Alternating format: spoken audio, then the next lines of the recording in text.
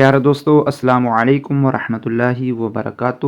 میں امید کرتا ہوں کہ میرے ناظرین خیریت سے ہوں گے۔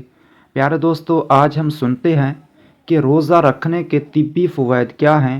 ہم روزہ جو رکھتے ہیں اس کی آخرت میں تو جزا ہے ہی، لیکن طبی فوائد جانتے ہیں کہ اس دنیا میں ہمارے جسم کو کیا فائدہ پہنچتا ہے، ہمارے جسم کو کیا طاقت ملتی ہے، کیا تندرستی ملتی ہے۔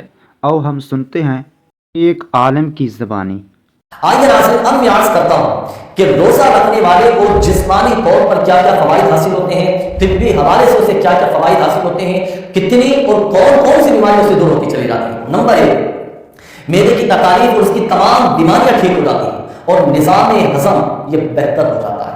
نمبر 2، روزہ یہ آپ کا شوگر لیول، کولیسٹرول اور بلڈ پریشر میں اعتدال لاتا ہے، یعنی کنٹرول میں رکھتا ہے، اور اس کی وجہ سے دل کا دورہ پڑنے کا خطرہ بھی نہیں رہتا۔ نمبر 3، دوران خون میں کمی ہو جاتی ہے اور دل کو آرام پہنچتا ہے۔ نمبر 4، جسمانی کھچاؤ، ذہنی تناؤ اور ڈپریشن اور نفسیاتی امراض کا خاتمہ ہوتا ہے۔ نمبر 5، موٹاپے میں کمی واقع ہوتی اور اضافی چربی یہ ختم ہو جاتی ہے۔ نمبر 6، بے اولاد خواتین کے ہاں اولاد ہونے کے امکانات یہ کئی گنا بڑھ جاتے ہیں۔